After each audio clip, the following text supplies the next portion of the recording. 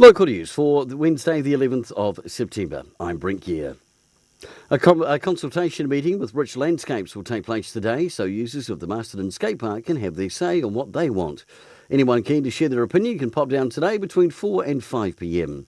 Police are looking for 55-year-old Thomas Waipuka. He's described as 160 centimetres tall and of medium build. He has connections in the Masterton area and a history of violence, so should not be approached.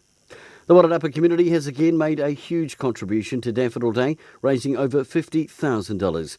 The money raised will go towards providing services to those with cancer, raise awareness, fund research, and also advocate for stronger cases for cancer services locally. And in sport, Wairarapa United Football have received several nominations in the Capital Football Awards.